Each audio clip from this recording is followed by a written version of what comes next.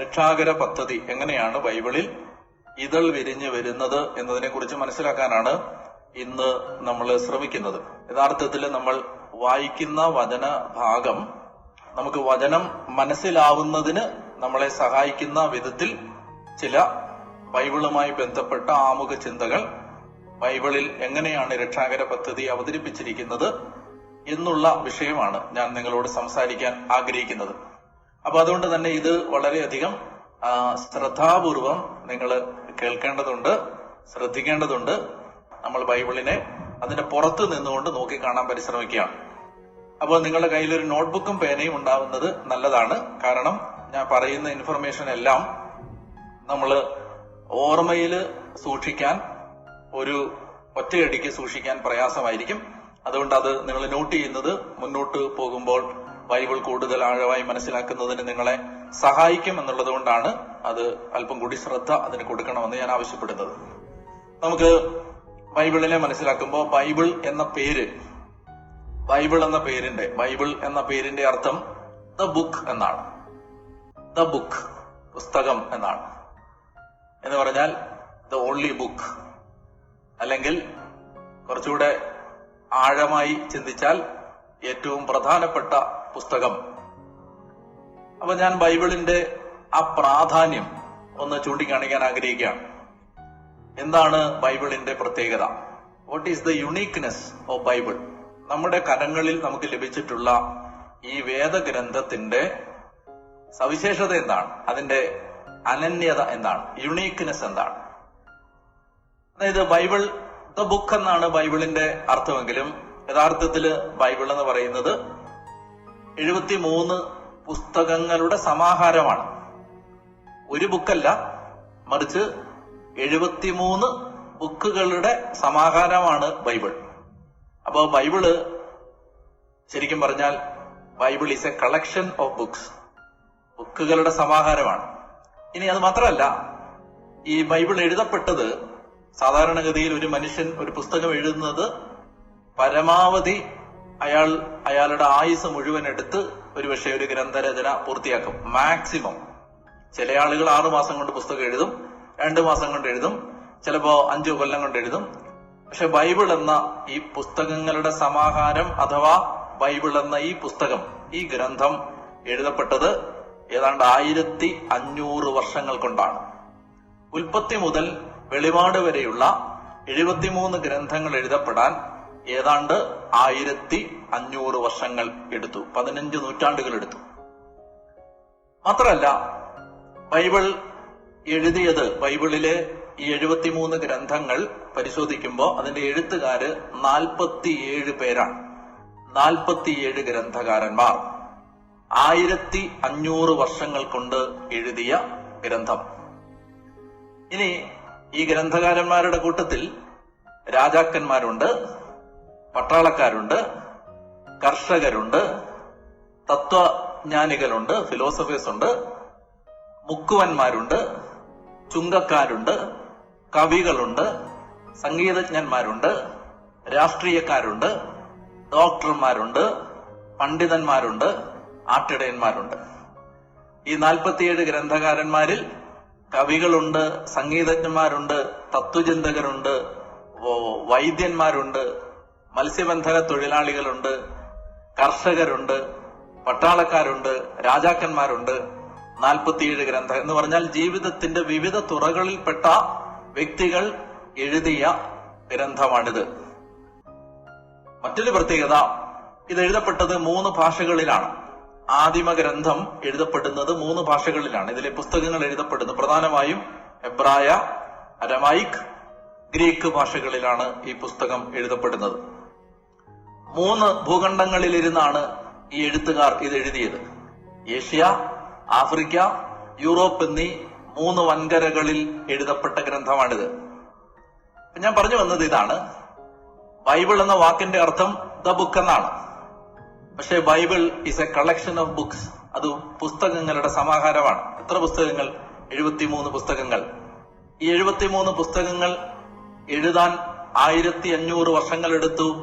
47 ഗ്രന്ഥകാരന്മാർ 3 ഭാഷകളിലായി 3 വൻകരകളിലിരുന്ന് 1500 വർഷങ്ങൾ കൊണ്ട് എഴുതിയതാണ് വിശുദ്ധ വേദപുസ്തകം. എന്തിനാ ഇത് പറഞ്ഞെന്നറിയാമോ? പക്ഷേ 73 പുസ്തകങ്ങൾ, 47 എഴുത്തുകാർ, 1500 വർഷങ്ങൾ, 3 വൻകരകൾ, 3 ഡിഫറന്റ് സ്പേസസ്. പക്ഷെ അങ്ങനെ എഴുതിയ പുസ്തകത്തിന് ശ്രദ്ധിക്കുക, internal unity and consistency.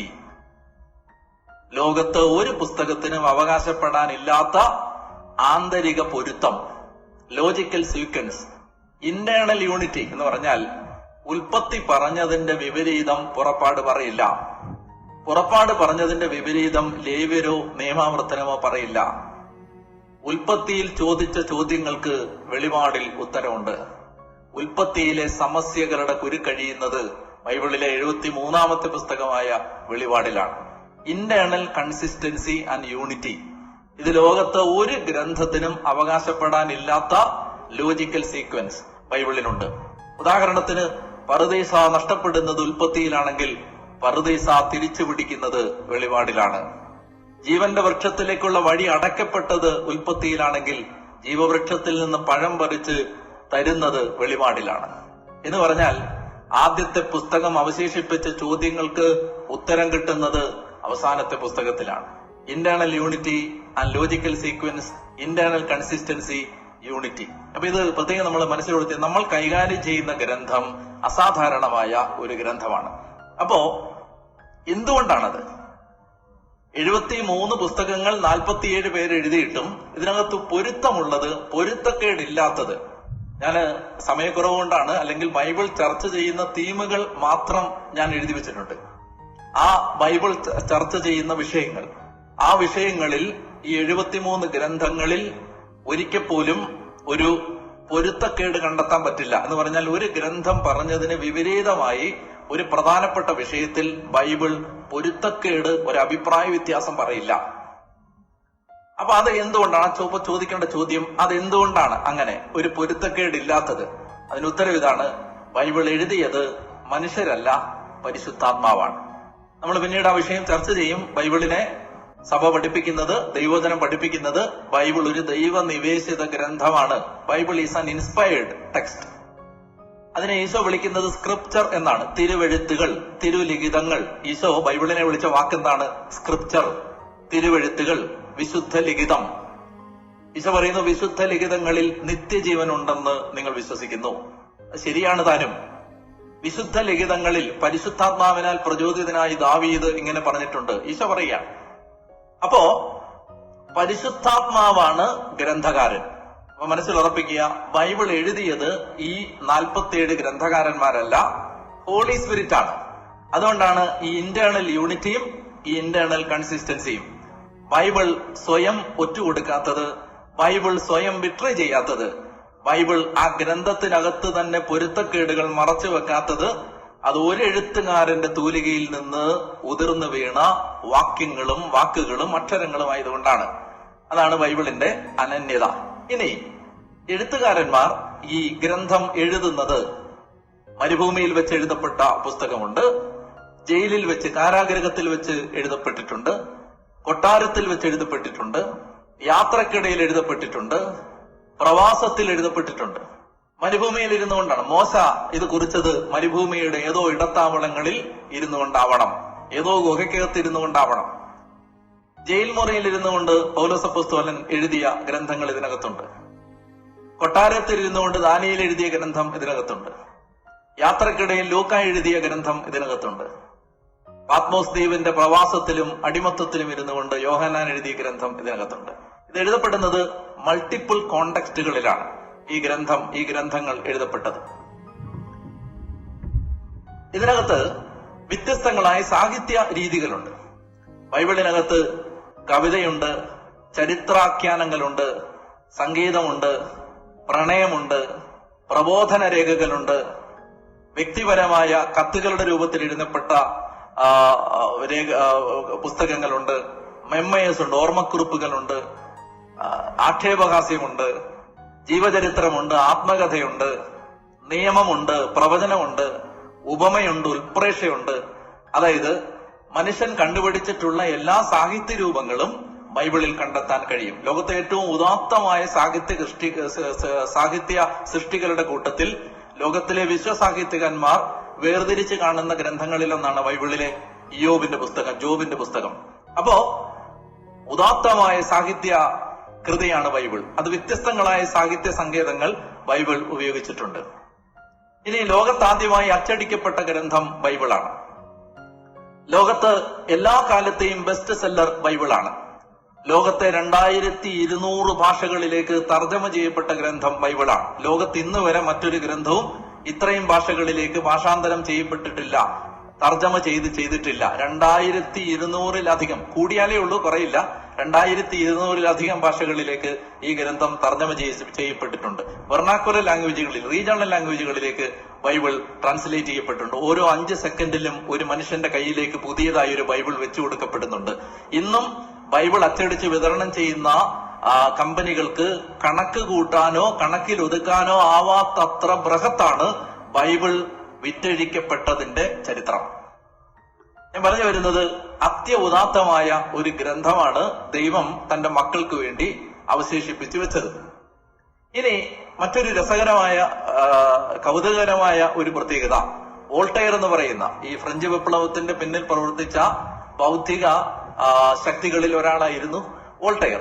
Voltaire എന്ന് പറയുന്ന നിരീശ്വരവാദിയായ തത്വചിന്തകൻ പ്രവചിച്ചു, 100 വർഷങ്ങൾക്കുള്ളിൽ ബൈബിൾ വംശനാശം സംഭവിക്കും. 100 വർഷത്തിനുള്ളിൽ ബൈബിൾ അവശേഷിപ്പിക്കുന്ന ഓർമ്മകളും ഇല്ലാതാവും. ആരാ പ്രവചിച്ചത്? വോൾട്ടയർ. ഇത് പ്രവചിച്ച് 50 വർഷം കഴിഞ്ഞപ്പോ വോൾട്ടയർ മരിച്ചു. ബൈബിൾ മരിച്ചിട്ടില്ല, ബൈബിൾ ഇല്ലാതായിട്ടില്ല.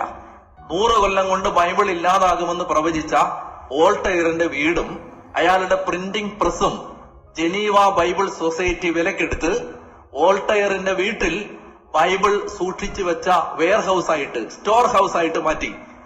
വോൾട്ടയർ മരിച്ച 50 കൊല്ലത്തിനുള്ളിൽ വോൾട്ടയറിന്റെ വീടും വോൾട്ടയറിന്റെ പ്രസും ജനീവ ബൈബിൾ സൊസൈറ്റിയുടെ വെയർ ഹൗസ് ആയിട്ട് മാറുകയും 50 വർഷങ്ങൾക്ക് ശേഷം, അയാളുടെ മരണത്തിന് 50 വർഷങ്ങൾക്ക് ശേഷം ജനീവ ബൈബിൾ സൊസൈറ്റി ബൈബിൾ അച്ചടിച്ചു വെച്ച് വിതരണം ചെയ്യുന്നതിന് മുമ്പ് സൂക്ഷിക്കാനുള്ള ഭണ്ഡാകാരമായി അയാളുടെ വീട് മാറ്റുകയും ചെയ്തു എന്നുള്ളതാണ് ചരിത്രത്തിലെ വിചിത്രമായ രസകരമായ യാഥാർത്ഥ്യങ്ങളിൽ ഒന്ന്. ഇനി ഇതിനകത്ത് നിന്ന് നമ്മൾ മനസ്സിലാക്കേണ്ട മറ്റൊരു സംഗതി, ബൈബിൾ, നമ്മൾ അതിന്റെ കണ്ടന്റിലേക്ക് കയറുന്നതിന് മുമ്പ് ഞാൻ ചില ആമുഖങ്ങൾ പറയുക. ബൈബിള്, ഈ 73 പുസ്തകങ്ങള് ഒരാൾ വായിച്ച് തീരുമ്പോ, ഞങ്ങള് ബൈബിള് ആളുകൾക്ക്, പ്രത്യേകിച്ച് അക്രൈസ്തവരായ ആളുകൾക്ക് ബൈബിൾ കൊടുക്കാറുണ്ട്. അങ്ങനെ ആളുകൾക്ക് ബൈബിൾ കൊടുത്തിട്ട് അവരോട് ബൈബിൾ വായിക്കാൻ ആവശ്യപ്പെടും. പിന്നീട് ആരെങ്കിലും ഉൽപ്പത്തി മുതൽ വെളിപാട് വരെ ബൈബിൾ വായിച്ച് തീർത്തിട്ട് മടങ്ങി വരുമ്പോ, നമ്മൾ ബൈബിൾ കൊടുത്ത ഒരാളോട് ബൈബിളിന്റെ ചരിത്രമോ, ഇപ്പോൾ ഞാൻ നിങ്ങളോട് പറഞ്ഞ ഏതാണ്ട് ഒരു 5-6 കാര്യങ്ങൾ, ബൈബിളുമായി ബന്ധപ്പെട്ട ആമുഖമായ ചില കാര്യങ്ങളൊന്നും അറിയാത്ത ഒരു വിജാതീയനായ ഒരു മനുഷ്യന്റെ കയ്യിലേക്ക്, ഒരു തേർഡ് പാർട്ടിയുടെ കയ്യിലേക്ക് നിങ്ങൾ ഈ ബൈബിൾ വെച്ച് കൊടുത്തിട്ട് ഉൽപ്പത്തി മുതൽ വെളിപാട് വരെ വായിക്കാൻ ആവശ്യപ്പെട്ടിട്ട് അയാൾ വായിച്ചിട്ട് തിരികെ വരുമ്പോൾ നിങ്ങൾ അയാളോട് ചോദിക്കുകയാണ്, നിങ്ങൾക്ക് ബൈബിളിൽ നിന്ന് എന്താണ് മനസ്സിലായത് എന്ന് ചോദിച്ചാൽ, അയാൾ സത്യസന്ധമായ ഒരു വായനയാണ് നടത്തിയതെങ്കിൽ 73 ഗ്രന്ഥങ്ങൾ വായിച്ച് അവസാനിപ്പിക്കുന്ന ഒരു വ്യക്തി അവസാനിക്കുന്നത് ഒരു പിടി ആശയങ്ങളിലാവില്ല, ഒരാളിലായിരിക്കും. ആളുടെ പേരാണ് കർത്താവായ യേശു ക്രിസ്തു. 73 ഗ്രന്ഥങ്ങൾ നയിക്കുന്നത് ഒരുപിടി ആശയങ്ങളിലേക്കല്ല, ഒരാളിലേക്കാണ്. ബൈബിളിന്റെ യുണീക്ക്നെസിന്റെ ഏറ്റവും പ്രധാനപ്പെട്ട ഒരു സവിശേഷത, ബൈബിൾ ലക്ഷ്യം വെച്ച് യാത്ര ചെയ്യുന്നത് ഒരാളിലേക്കാണ്. ബൈബിൾ ക്രിസ്റ്റോ സെൻട്രിക് ആണ്, ക്രിസ്തു കേന്ദ്രീകൃതമാണ്. ക്രിസ്തു എന്ന വ്യക്തിയിലേക്ക് നയിക്കുന്ന രചനകളാണ് ബൈബിളിലെ 73 ഗ്രന്ഥങ്ങളും. ഞാൻ പിന്നീട് എപ്പോഴെങ്കിലും ദൈവം ഒരു അവസരം തന്നാൽ ഞാൻ ബൈബിളിലെ 73 പുസ്തകങ്ങളിലും യേശുവിനെ കാണാൻ സഹായിക്കാം. ഉൽപ്പത്തിയിൽ നിന്നും, പുറപ്പാടിൽ നിന്നും, ലേവ്യരിൽ നിന്നും, സംഖ്യയിൽ നിന്നും, നിയമാവർത്തനത്തിൽ നിന്നും, ജോഷുവയിൽ നിന്നും, ദിനവൃത്താന്തങ്ങളിൽ നിന്നും, മറ്റെല്ലാ പുസ്തകങ്ങളിൽ നിന്നും കർത്താവായ യേശുക്രിസ്തു എഴുന്നേറ്റ് വരുന്നത് കാണാൻ പറ്റും. അതായത് ബൈബിളിലെ 73 ഗ്രന്ഥങ്ങളും നമ്മളെ ഒടുവിൽ കൊണ്ടുചെന്നെത്തിക്കുന്നത് യേശുക്രിസ്തു എന്ന വ്യക്തിയിലേക്കാണ്. അപ്പോൾ ഈ 73 പുസ്തകങ്ങളും യേശു എന്ന ഒരു വ്യക്തിയിലേക്കാണ്. 1500 വർഷം മുമ്പ് യേശു എന്ന ദൈവപുത്രൻ മനുഷ്യനായി ഭൂമിയിൽ പിറവി കൊള്ളുന്നതിന് 1500 വർഷം മുമ്പ് മുതൽ അവന്റെ ജനനത്തെക്കുറിച്ച് പ്രവചിക്കപ്പെട്ടതിന്റെ രചനകളാണ്, അതിന്റെ ആകത്തുകയാണ് ബൈബിൾ മുഴുവനും. ഇനി രക്ഷാകര സംഭവത്തിലേക്ക് നമ്മൾ കടക്കുമ്പോൾ ബൈബിളിനെ മുഴുവൻ കോർത്തിണക്കുന്ന ഒരു ചരടുണ്ട്. ബൈബിൾ ഒരു മാലയാണെങ്കിൽ ആ മാലയിലെ ചരട്, ആ മാല കോർത്തുണ്ടാക്കിയിരിക്കുന്ന ചരട് രക്ഷ എന്ന തീമാണ്. രക്ഷയാണ് ബൈബിളിന്റെ പ്രമേയം. എന്തിൽ നിന്നുള്ള രക്ഷ? പാപത്തിൽ നിന്നുള്ള രക്ഷ. എന്തിനായിട്ടുള്ള രക്ഷ? നിത്യജീവന് വേണ്ടിയുള്ള രക്ഷ. പാപത്തിൽ നിന്ന് മോചനം പ്രാപിച്ച് ദൈവത്തിന്റെ ക്ഷമ സ്വീകരിച്ച് മഹത്വവും അക്ഷയത്വവും നിത്യതയും പ്രാപിക്കാനുള്ള അമൂല്യമായ വെളിപാടുകളാണ് ബൈബിളിന്റെ പ്രമേയം. ഞാൻ ഒന്നുകൂടെ പറയാം. ബൈബിളിനെ മുഴുവൻ കോർത്തിണക്കുന്ന ചരടെന്ന് പറയുന്നത് രക്ഷയാണ്, മനുഷ്യന്റെ രക്ഷ. ഈ മനുഷ്യന്റെ രക്ഷ എങ്ങനെയാണ് ദൈവം സാധ്യമാക്കിയത് എന്നതിന്റെ ആകത്തുകയാണ് ബൈബിൾ. മനുഷ്യരക്ഷ ദൈവം സാധ്യമാക്കിയത് യേശുവിന്റെ കുരിശുമരണത്തിലൂടെയും ഉത്ഥാനത്തിലൂടെയുമാണ്. അപ്പോൾ ബൈബിൾ മുഴുവൻ യഥാർത്ഥത്തിൽ, അപ്പൊ ഞാൻ ഉൽപ്പത്തി മുതൽ വെളിപാട് വരെ ബൈബിൾ വായിച്ചാൽ നിങ്ങൾക്ക് മനസ്സിലാവാനുള്ള ചില ടിപ്സാണ് ഞാൻ പറഞ്ഞു തരാൻ ആഗ്രഹിക്കുന്നത്. നിങ്ങൾ ബൈബിൾ വായിക്കുമ്പോൾ ബൈബിളിനെ മുഴുവൻ മനസ്സിലാക്കാൻ ഈ ഒരു ആശയം നിങ്ങളുടെ മനസ്സിലേക്ക് കൊണ്ടുവരണം. അതായത് ബൈബിൾ ചർച്ച ചെയ്യുന്നത് രക്ഷ എന്ന വിഷയമാണ്. പാപത്തിൽ നിന്ന് മോചനം പ്രാപിച്ച് യേശുക്രിസ്തുവിന്റെ കുരിശുമരണത്തിലൂടെ പാപക്ഷമ സ്വീകരിച്ച് പാപമോചനം നേടി മഹത്വവും ബഹുമാനവും അക്ഷയത്വവും നിത്യജീവനും പ്രാപിക്കാനുള്ള മാർഗരേഖയാണ് ബൈബിൾ. അതുകൊണ്ടാണ് റോമാലേഖനം 1:16-17 ദൈവത്തിന്റെ വചനം പൗലോസ് അപ്പോസ്തലനിലൂടെ പരിശുദ്ധാത്മ പ്രകാരം പറയും, സുവിശേഷത്തെപ്പറ്റി ഞാൻ ലജ്ജിക്കുന്നില്ല എന്തെന്നാൽ വിശ്വസിക്കുന്ന ഏവനും യഹൂദനോ ഗ്രീക്കുകാരനോ അത് രക്ഷയിലേക്ക് നയിക്കുന്ന ദൈവശക്തിയാണ്. Gospel is the power in action. അത് രക്ഷയിലേക്ക് നയിക്കുന്ന ദൈവശക്തിയാണ്. രക്ഷയിലേക്ക് അത് നയിക്കുകയാണ്. അപ്പോ ഗോസ്പൽ, സുവിശേഷം, ബൈബിൾ രക്ഷയ്ക്കുള്ള ചൂണ്ടുപലകയാണ്. ഇത് മനസ്സിലാക്കി കഴിഞ്ഞാൽ എങ്ങനെയാണ് അത് യേശുക്രിസ്തുവിലേക്ക് നയിക്കുന്നത്? അപ്പോ ഈ ബൈബിൾ എങ്ങനെയാണ് രക്ഷയിലേക്ക് അല്ലെങ്കിൽ യേശുക്രിസ്തു എന്നൊരു വ്യക്തിയിലേക്കുള്ള ചൂണ്ടുപലകയായി മാറുന്നത്? അത് ശ്രദ്ധയോടെ കേൾക്കുക. അതായത് പഴയ നിയമം അവതരിപ്പിക്കുന്നത്, പഴയ നിയമത്തിലെ എല്ലാ പുസ്തകങ്ങളും, ആ 46 ഗ്രന്ഥങ്ങളും അവതരിപ്പിക്കുന്നത് യേശുക്രിസ്തുവിന്റെ ആവശ്യം. എന്തുകൊണ്ടാണ് മിശിഹ ഒരു നെസസിറ്റിയായി, രക്ഷകൻ വരേണ്ടതിന്റെ ആവശ്യകത? രണ്ടാമത്തേത് രക്ഷകന് വേണ്ടിയുള്ള ഒരുക്കം. മൂന്നാമത്തേത് രക്ഷകന് വേണ്ടിയുള്ള പ്രതീക്ഷ, ആഗ്രഹം. മൂന്നാമത്തേത് രക്ഷകന് വേണ്ടിയുള്ള ആഗ്രഹം, ആസ്പിരേഷൻ. നാലാമത്തേത് രക്ഷകന് വേണ്ടിയുള്ള കാത്തിരിപ്പ്. നമ്മൾ ബൈബിളിലെ പുസ്തകങ്ങളെ മുഴുവൻ, അതായത് ബൈബിളിലെ പുസ്തകങ്ങളെ മുഴുവൻ, നമ്മള് പഴയ നിയമത്തിലെ പുസ്തകങ്ങളെ മുഴുവൻ യേശുവിലേക്ക് നയിക്കുന്നത് എങ്ങനെയാണ് എന്ന് ചോദിച്ച് സമീപിച്ചാൽ ആ പുസ്തകങ്ങളെല്ലാം തന്നെ, ഉദാഹരണത്തിന് ഉൽപ്പത്തിയിൽ ആദ്യ മാതാപിതാക്കൾ പാപം ചെയ്തതിന് ശേഷം ഏദൻ തോട്ടത്തിൽ നിന്ന് പുറത്താക്കപ്പെടുമ്പോൾ ഉൽപ്പത്തി 3:15 സാത്താനോട് ദൈവം പറയുകയാണ്, നീയും സ്ത്രീയും തമ്മിലും നിന്റെ സന്തതിയും സ്ത്രീയുടെ സന്തതിയും തമ്മിലും ഞാൻ ശത്രുത ഉളവാക്കും, അവൻ നിന്റെ തലയെ തകർക്കും. സാത്താന്റെ തലയെ തകർക്കുന്ന സ്ത്രീയുടെ സന്തതിയാണ് മിശിഹ. അത് ഉൽപ്പത്തി, ബൈബിളിലെ ആദ്യ ഗ്രന്ഥത്തിൽ തന്നെ അത് രേഖപ്പെടുത്തപ്പെടുകയാണ്. രക്ഷകന്റെ ആവശ്യം എന്താ? എന്തുകൊണ്ടാണ് രക്ഷകൻ ആവശ്യമായിരിക്കുന്നത്? പഴയ നിയമത്തിലെ പുസ്തകങ്ങൾ പിന്നീട് ചർച്ച ചെയ്യുന്നത് രക്ഷകന് വേണ്ടിയുള്ള ഒരുക്കം, ഒരു ജനതയെ, പ്രത്യേകിച്ച് യഹൂദ ജനതയെ രക്ഷകന് പിറവി കൊടുക്കുന്ന വിധത്തിൽ ദൈവം എങ്ങനെയാണ് ഒരുക്കിയത്. പഴയ നിയമത്തിലെ പുസ്തകങ്ങളിൽ നമുക്ക് മനസ്സിലാവുന്നതാണ്. മൂന്നാമത്തേത്, ആ ജനത രക്ഷകന് വേണ്ടി എന്തുമാത്രം ആഗ്രഹിച്ചു, അസ്പയർ ചെയ്തു. നാലാമത്തേത്, ആ ജനത രക്ഷകന് വേണ്ടി പ്രതീക്ഷയോടെ എങ്ങനെ കാത്തിരുന്നു. ഇതാണ് യഥാർത്ഥത്തിൽ നമ്മൾ പഴയ നിയമത്തിൽ നിന്ന് വായിച്ചെടുക്കേണ്ടത്.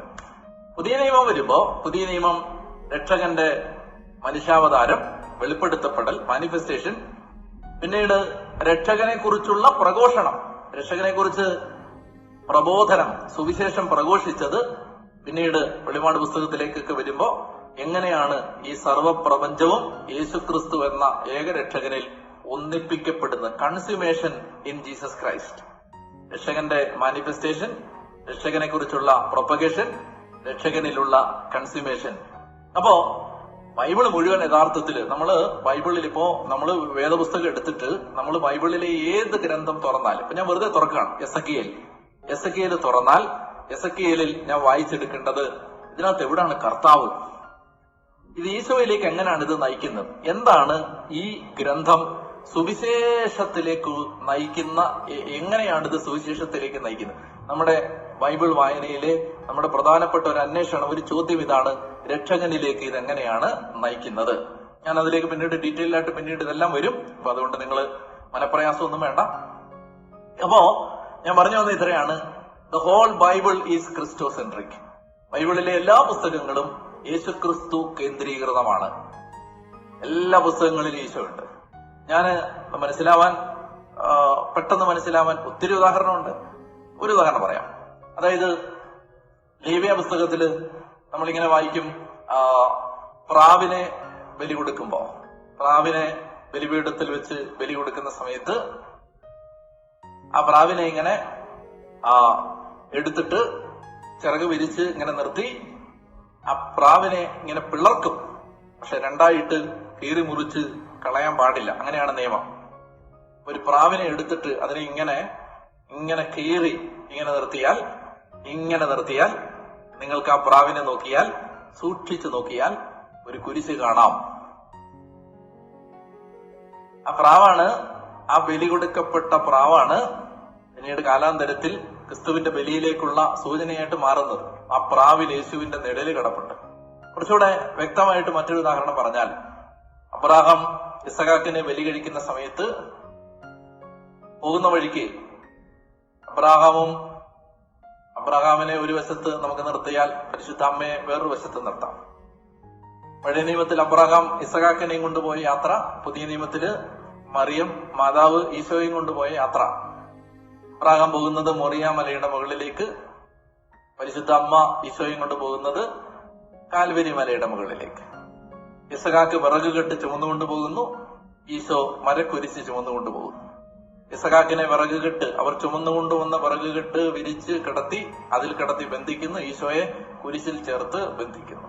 ഇസഹാക്ക് പോകുന്ന വഴിക്ക് ഒരു ചോദ്യം ചോദിച്ചു, അപ്പാ തീയുണ്ട് വിറകുണ്ട് ബലിക്കുള്ള കുഞ്ഞാടെവിടെ? ഈശോ യാത്രയുടെ ഒടുവിൽ ചോദിച്ചു, അപ്പാ നീ പോലും എന്നെ കൈവിട്ടതെന്തേ? അങ്ങനെ ആ അബ്രഹാം ഇസഹാക്കിനെ ബലി കഴിക്കുന്ന സംഭവം നിങ്ങളുടെ മനസ്സിലേക്ക് കൊണ്ടുവരിക.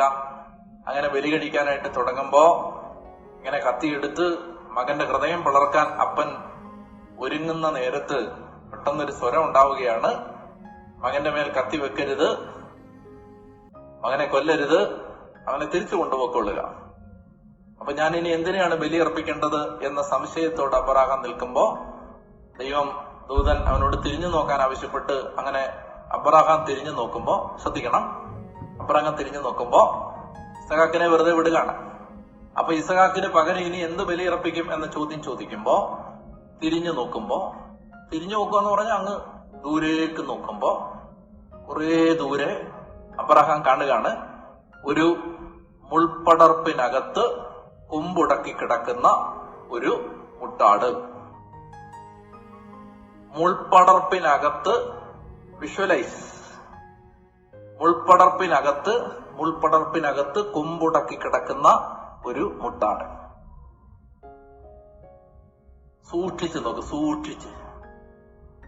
സൂക്ഷിച്ചു നോക്കിയാൽ നൂറ്റാണ്ടുകൾക്കപ്പുറത്ത് കാൽവരി മലയുടെ മുകളിൽ മുൾക്കിരീടം തറച്ച് കുരിശിലേറ്റപ്പെടാൻ, കുരിശിൽ ചേർത്ത് ബന്ധിക്കപ്പെട്ട് കിടക്കുന്ന യേശുവിനെ കാണാം.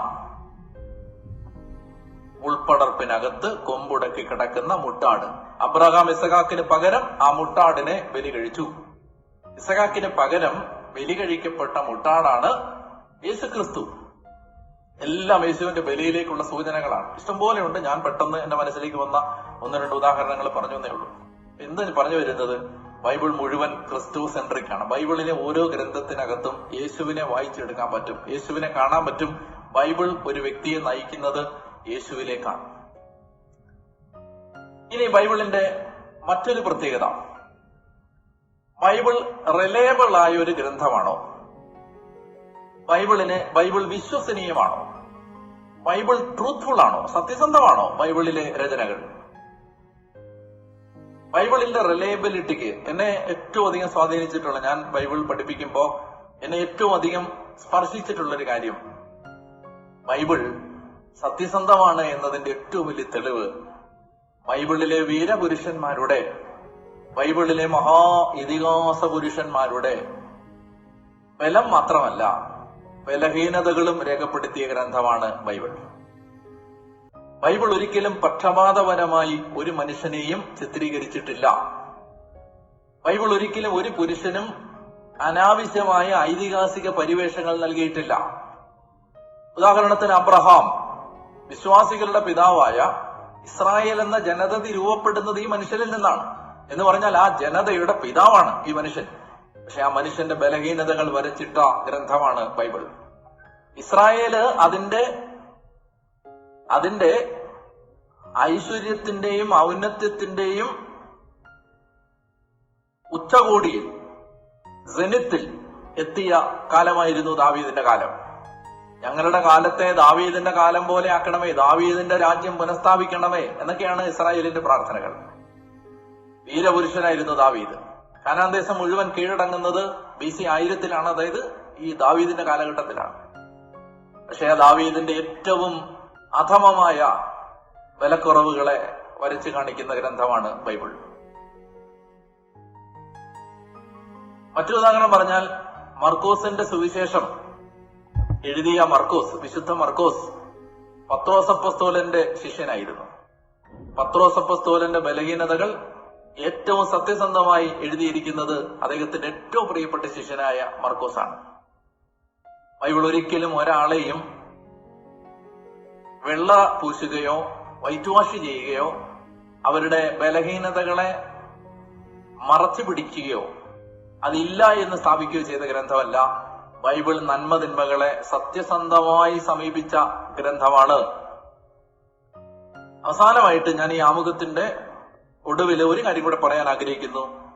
അതായത്, നിങ്ങൾ ലോകത്തെ ബൈബിൾ മുഴുവൻ ചുട്ടരിച്ചാലും ബൈബിളും ബൈബിളിലെ ആശയങ്ങളും നിലനിൽക്കും. എന്തുകൊണ്ടെന്നറിയാമോ? ഇന്ന് ലോകത്ത് എഴുതപ്പെട്ടിട്ടുള്ള കോടിക്കണക്കിന് ഗ്രന്ഥങ്ങളിൽ മഹാഭൂരിപക്ഷം ഗ്രന്ഥങ്ങളും ബൈബിളിന്റെ സ്വാധീനത്തിൽ എഴുതപ്പെട്ടവയാണ്. ലോകത്തെ മുഴുവൻ ബൈബിളും നിങ്ങൾ ചുട്ടരിച്ചാലും വിശ്വസാഹിത്യത്തിലെ ഉദാത്തമായ രചനകൾ അവശേഷിക്കുന്ന കാലത്തോളം ബൈബിളിനെ നിങ്ങൾക്ക് എല്ലാം ചെയ്യാൻ പറ്റില്ല. കാരണം ലോക സാഹിത്യത്തിലെ മഹാരചനകളെല്ലാം തന്നെ എഴുതപ്പെട്ടത് ബൈബിളിന്റെ സ്വാധീനത്തിലാണ്.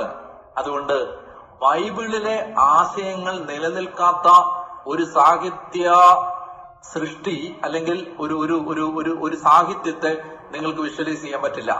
എന്ന് പറഞ്ഞാൽ, ബൈബിളിനെ വോൾട്ടയർ 100 കൊല്ലം കൊണ്ട് ഇല്ലാതാകുമെന്ന് പ്രവചിച്ച ആ മടയത്തരം പോലെ ബൈബിളിനെ ഇല്ലായ്മ ചെയ്യാൻ പറ്റില്ല. ലോകമുള്ള കാലത്തോളം, മനുഷ്യരുള്ള കാലത്തോളം, മാനവരാശിക്ക് കലയും സാഹിത്യവും ഉള്ള കാലത്തോളം ബൈബിൾ ഉണ്ടാവുക തന്നെ ചെയ്യും.